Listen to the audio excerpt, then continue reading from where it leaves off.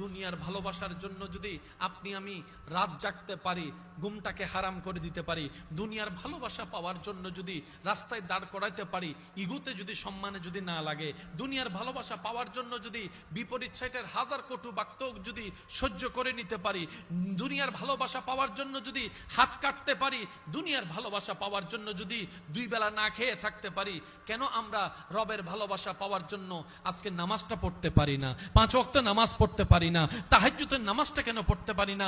রবের ভালোবাসা পাওয়ার জন্য কেন আমরা সৎ পথে চলতে পারি না? একটু ঠান্ডা মাথায় ভাবলে আপনি দেখবেন আপনার করার ইচ্ছাও আছে, আপনার মন করতেও চায়, কিন্তু মিস্টার শয়তান সেখানে করতে দেয় না, মিস্টার শয়তান সেখানে করতে দেয় না।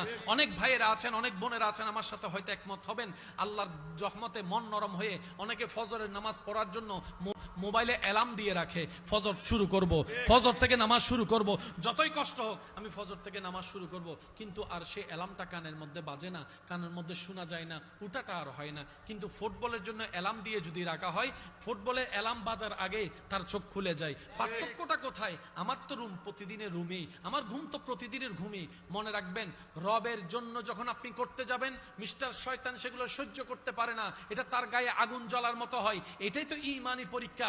শয়তানে আপনাকে জাহান্নামের দিকে টানবে, আপনি ঈমানি শক্তি দিয়ে রে রবের দরবারের দিকে যাবেন, ঈমানি শক্তির সাথে রবের দরবারের দিকে যাবেন। এটার নামে হচ্ছে জিহাদে আকবর, এটাই রবের সবচাইতে পছন্দ। বলেন না সুবহানাল্লাহ।